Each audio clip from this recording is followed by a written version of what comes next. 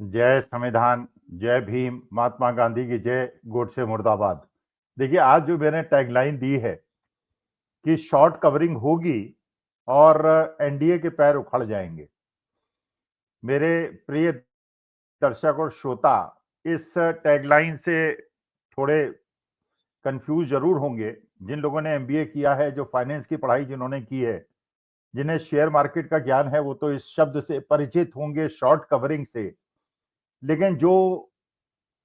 Science के students हैं या आर्ट्स के स्टूडेंट्स हैं, जिन्होंने फाइनेंस नहीं पढ़ा है या शेयर मार्केट में जिनकी विशेषज्ञता नहीं है, इस शब्द से वो बहुत ज्यादा अचरज में होंगे कि स्वामी साहब ये कैसा टैगलाइन आप दे रहे हैं। तो मैंने जैसे कल आपसे कहा था कि मेरा जो शैक्षिक इंद्रियां हैं वो बहुत ज्यादा जागृत हो गई हैं। जो मैंने लंबे समय तक शेयर मार्केट के बारे में एमबीए के स्टूडेंट्स को पढ़ाया है, तो मैंने कहा कि थोड़ा राजनीति, थोड़ा बिहार का इलेक्शन और थोड़ा मेरा जो मैनेजमेंट का ज्ञान है, उसका मिश्रण करके चीजें आपके सामने पेश करता हूं। और आपको एक कंसेप्ट भी क्लियर होगा, एक टेक्निकल कंसेप्ट भी क्लियर होगा, और जो बात मैं कहना चाह रहा हूं आप तक पहुंचेगी भी। देखिए, शॉर्ट कवरिंग का मतलब ये होता है, जैसे मान लीजिए किसी भी प्रोडक्ट में, फॉर दैट मैटर किसी भी प्रोडक्ट में, जैसे शेयर में एक शेयर है, 100 रुपए की उसकी कीमत है। आलू की कीमत मान लीजिए 20 रुपए है, प्याज की कीमत 20 रुपए है। अब इसमें बाजार के अंदर दो तरह के लोग होंगे, क्योंकि हर आदमी ये चिंतन करता है कि ये शेयर का दाम बढ़ेगा कि घटेगा, आलू के दाम बढ़ेंगे या घटेंगे, प्याज के दाम बढ़ेंगे या घटेंगे। तो इसमें मार्केट के अंदर दो प्रकार के लोग होते हैं। एक वो लोग होते हैं जो मार्केट में लॉन्ग होते हैं, मार्केट में लॉन्ग होते हैं, और कुछ लोग ऐसे हैं जो मार्केट में शॉर्ट होते हैं। लॉन्ग होने का मतलब यह है कि अगर आप ये समझते हैं कि एक शेयर का दाम 100 रुपए है और ये 110 रुपए हो जाएगा, तो मानी बात है कि आप उस शेयर को खरीदेंगे ये सोच के कि 100 का खरीदूंगा, 110 में बेचूंगा, 10 रुपए का कमाई कर लूंगा। और जब मार्केट में ऑप्शंस होते हैं, मार्केट में फ्यूचर्स एंड ऑप्शंस होते हैं, जो शेयर मार्केट से परिचित हैं वो इस शब्दों से भी परिचित होंगे। वो लोग, क्या होता है कि शेयर के डिलीवरी नहीं लेते हैं, माने शेयर खरीदने के लिए पूरा पैसा नहीं देते हैं, कुछ अर्नेस्ट मनी देते हैं, कुछ प्रीमियम देते हैं, और ये मानते हुए कि 100 रुपए की चीज 110 रुपए में एक महीने के अंदर हो जाएगी, वो वर्चुअली 100 रुपए में वो प्रोडक्ट खरीद लेते हैं या वो शेयर खरीद लेते हैं, ये सोचते हुए कि जब 110 रुपए का होगा तो मैं बिना डिलीवरी लिए, बिना उसको लिए, बिना उसको दिए 110 में बेच दूंगा, 10 रुपए का प्रॉफिट कमा लूंगा। ये तो वो लोग होते हैं जो कि लॉन्ग होते हैं मार्केट के अंदर। जो लोग मार्केट के अंदर शॉर्ट होते हैं, जो पेसिमिस्टिक होते हैं, जो बियर्स होते हैं, वो ये सोचते हैं कि मार्केट के अंदर जो शेयर के दाम है वो 100 रुपए हैं और 90 रुपए के हो जाएंगे। तो वो क्या करते हैं, 100 रुपए में शेयर को बेच देते हैं। डिलीवरी उनके पास नहीं होती, शेयर उनके पास नहीं होते, लेकिन ऑप्शन मार्केट में, फॉरवर्ड एंड फ्यूचर मार्केट में उसको बेच देते हैं। 100 रुपए में बेचा, एक महीने के बाद जब वो 90 रुपए का हो गया तो उसे खरीद लिया, ना कुछ खरीदा ना कुछ बेचा, 10 रुपए का प्रॉफिट कमा लिया। मार्केट में ये दो प्रकार के लोग होते हैं, एक होते हैं जो बुल्स कहलाए जाते हैं, एक होते हैं जो बियर्स कहलाए जाते हैं। बुल्स वो लोग होते हैं जो सोचते हैं कि मार्केट ऊपर बढ़ेगा, बियर्स वो होते हैं जो समझते हैं कि मार्केट नीचे गिरेगा। ऐसे ही आलू के दाम अगर 20 रुपए हैं, आपको लगता है ये 30 रुपए हो जाएंगे, तो आपने कहा एक मंडी में फोन करके कि भाई ये मैंने 20 रुपए में 5 ट्रक आलू खरीद लिए, ये मत आलू भेजना मत, खरीद लिए। और जब ये 30 रुपए के हो जाएंगे, क्योंकि मैं मानता हूं 30 रुपए के हो जाएंगे, तो मैं कह दूंगा इसको बेच दो, न लूंगा न कुछ दूंगा, मुझे 10 रुपए पर किलो के हिसाब से 5 ट्रक आलू का दाम भेज देना, पैसा डिफरेंस भेज देना। और अगर जो लोग बियर्स होते हैं, जो समझते हैं कि आलू के दाम नीचे गिरेंगे, 20 से 10 हो जाएंगे, वो कहते हैं मेरी तरफ से 5 ट्रक आलू भेज दो,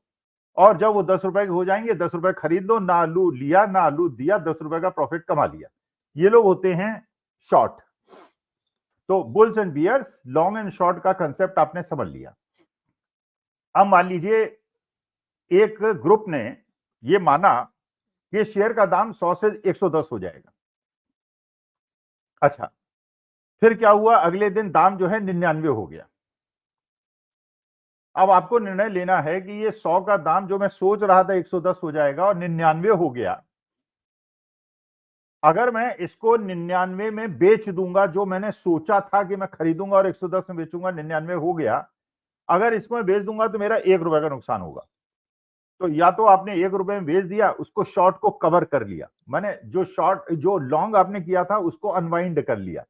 और आपने 1 रुपए का लॉस सहन किया और बाहर हो गए। अगर मान लीजिए आपने सोचा था कि 100 रुपए के दाम 90 रुपए हो जाएंगे शेयर के, तो आपने क्या किया था, उसको बेच दिया था 100 रुपए में, लेकिन जब वो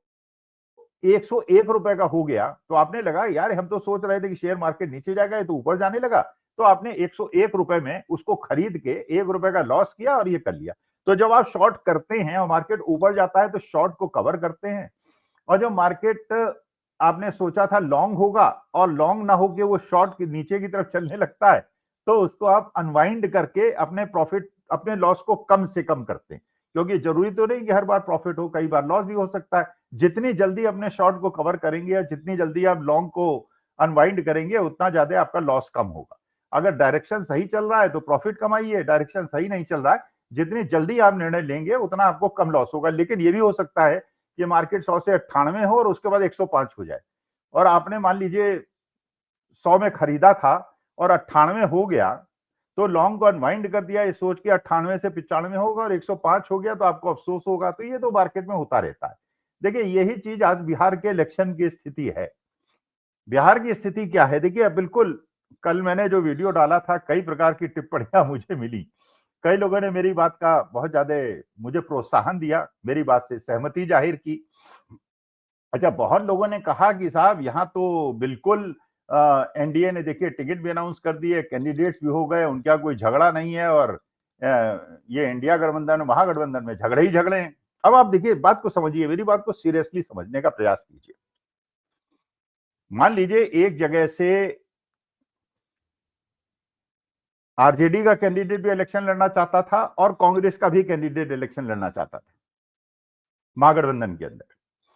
अब एक तरीका तो यह है कि आपने 5 दिन पहले अनाउंस कर दिया कि आरजेडी के कैंडिडेट को टिकट मिलेगा और कांग्रेस के कैंडिडेट को टिकट नहीं मिलेगा। मानी बात है कि वो आपस में राइवल थे, अपना क्षेत्र में अपना आधार बना रहे थे, अपने अपने समाज के नीचे घूम रहे थे, अपने अपने लोगों के साथ घूम रहे थे, तो दोनों का एक वोट बैंक है। मान लीजिए 20,000 वोट का कांग्रेस वाले का वोट बैंक है और 20,000 वोट का आरजेडी वाले का वोट बैंक है, और बाकी 1 लाख वोट का वोट बैंक है जो कि सीपीआई का है, सीपीआई एमएल का है और ऐसे लोगों का है जो किसी भी स्थिति में महागठबंधन को जिताना चाहते हैं। मान लीजिए अब जैसे एनडीए ने किया, एनडीए ने क्या किया, एनडीए ने किया कि एक को टिकट दे दिया, दूसरे को मना कर दिया। अच्छा, वहां पे मान लीजिए, मान लेते हैं चिराग पासवान और नीतीश कुमार के बीच में स्थिति है कि 20,000 वोट नीतीश कुमार वाले के पास हैं, 20,000 वोट चिराग पासवान वाले के पास हैं, 1 लाख वोट ऐसे हैं जो कि हर स्थिति में एनडीए को जिताना चाहते हैं। तो उन्होंने क्योंकि एक को टिकट दिया, तो दूसरा जो टिकट जिसको नहीं मिला और जो आधार बना रहा था, वो क्या करेगा, नेचुरल उसका इंस्टिंक्ट क्या होगा, वो नेचुरल इंस्टिंक्ट होगा कि अगर ये आदमी जीत गया इस क्षेत्र से, तो अब तो अगले 2-3 इलेक्शन तक मेरे को टिकट नहीं मिलेगा। तो वो कोशिश क्या करेगा कि वो जाके महागठबंधन के आदमी को भीतर घात करके जिताने का प्रयास करेगा। अच्छा, यही चीज अगर महागठबंधन में होती है, महागठबंधन में होती है कि आरजेडी कांग्रेस के कैंडिडेट दोनों को टिकट मिल गया, आरजेडी ने भी दे दिया, कांग्रेस ने भी दे दिया, तो जो कांग्रेस वाला मान लीजिए है और वहां पे जनता को लगता है जो कि महागठबंधन को जिताना चाहती है कि इसमें आरजेडी वाला जीत जाएगा, वो क्या होगा कि जो 1 लाख वोट कैंडिडेट से या पार्टी से कमिटेड नहीं है, वो केवल महागठबंधन को जिताना चाहते हैं, वो 20,000 के साथ जोड़ के 1,20,000 हो जाएंगे, और जो 20,000 कांग्रेस वाला है उसको केवल 20,000 वोट मिलेंगे, लेकिन वो भीतर घात करके अपने 20,000 वोट को अपोजिट पार्टी में नहीं ऐड करा पाएगा, वो अपने 20,000 वोट लेके उसे नेग्लिफाई कर देगा और महागठबंधन का एक कैंडिडेट आरजेडी का जीत जाएगा। इसी प्रकार से अगर कांग्रेस वाले को गठबंधन के बाकी 1 लाख वोटर्स को लगता है कांग्रेस वाले के 20,000 से जुड़ना ज्यादा फायदेमंद है, वो इधर जुड़ जाएंगे, आरजेडी के कैंडिडेट को 20,000 मिल जाएंगे, वो भीतर घात नहीं कर पाएगा और कांग्रेस का कैंडिडेट जीत पाएगा। लेकिन जो एनडीए गठबंधन की स्थिति होगी कि जिसका आपने टिकट काटा है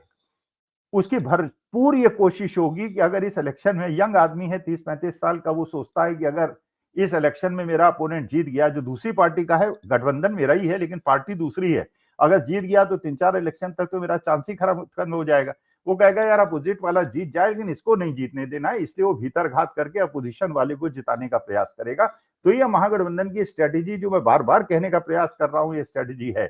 अच्छा, दूसरी बात एक चीज और क्लियर थी कि अभी तक महागठबंधन लोलाई क्यों कर रहा था।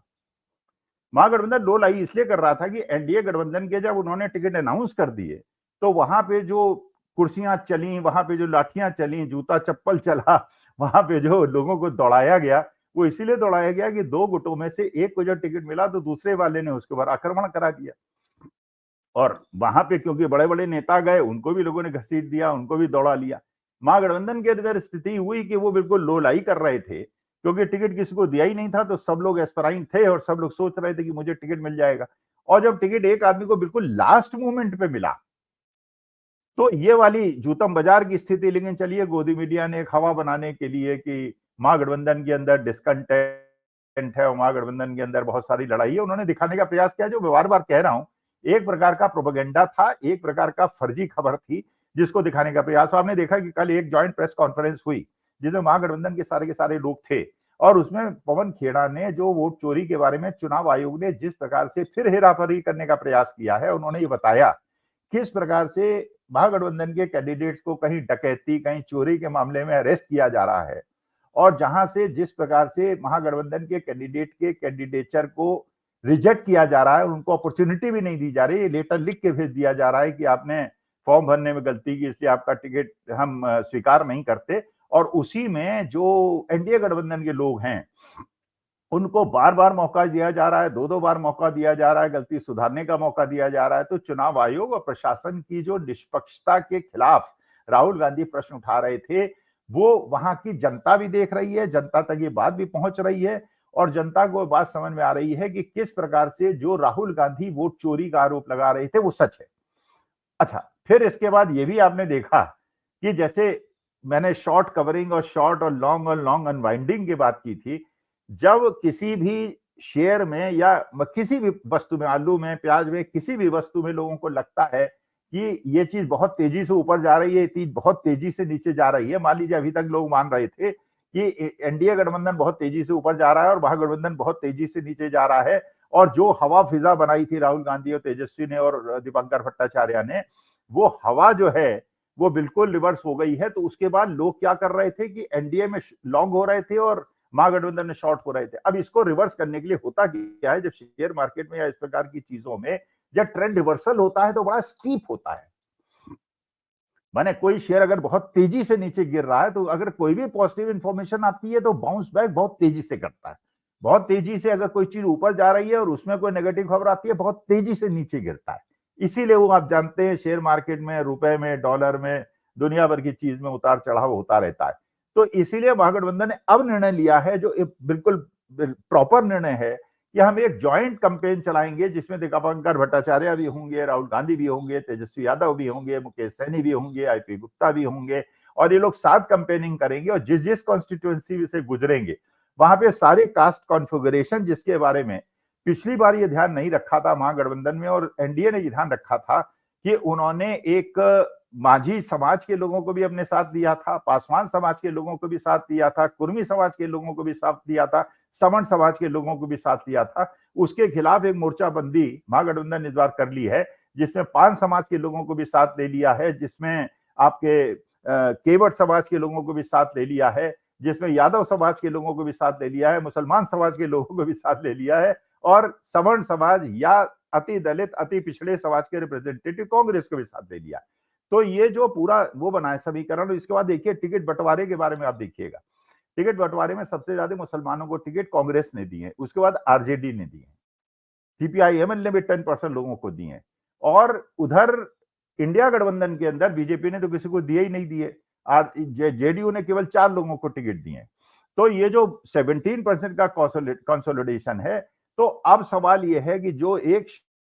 शॉर्ट क्रिएट हो गया था महागठबंधन के लिए, जब ये ज्वाइंट कैंपेनिंग होगी और जैसे 15 दिन के अंदर बिहार के अंदर जो वोट चोरी का माहौल था बिल्कुल बदल गया था, अगले 10-15 दिन के अंदर जब ये कैंपेनिंग में साथ जुटेंगे ये लोग, और जिसमें प्रियंका गांधी भी आएंगी, जिसमें राहुल गांधी भी आएंगे, जिसमें खड़गे जी भी आएंगे, जिससे पूरे देश के लोग आएंगे, और जिसमें दलित एट्रोसिटीज के बारे में जो राहुल गांधी एक अवेयरनेस क्रिएट कर रहे हैं, अति पिछड़े, अति दलितों का बहुत ज्यादा प्रभाव राहुल गांधी का हो गया, जिसको लोग इग्नोर कर रहे हैं। आज के तारीख में ये बात तो कर रहे हैं कि अति पिछड़ी जाति जो है नीतीश कुमार की समर्थक है, सवर्ण जाति भारतीय जनता पार्टी के समर्थक है, यादव और मुस्लिम समाज तेजस्वी यादव के समर्थक है, लेकिन इस बात को लोग इग्नोर कर रहे हैं कि जो अति दलित जाति है वो बहुत ज्यादा राहुल गांधी से प्रभावित है। और ये पार्टी ऐसी थी, ये समाज ऐसा था जो अभी तक एनडीए गठबंधन को वोट देता था और इस बार महागठबंधन की ओर शिफ्ट कर रहा है। और 5 समाज के आईपी गुप्ता का और मुकेश सहनी का भी इसमें बहुत बड़ा योगदान होने वाला है। तो I stick to my point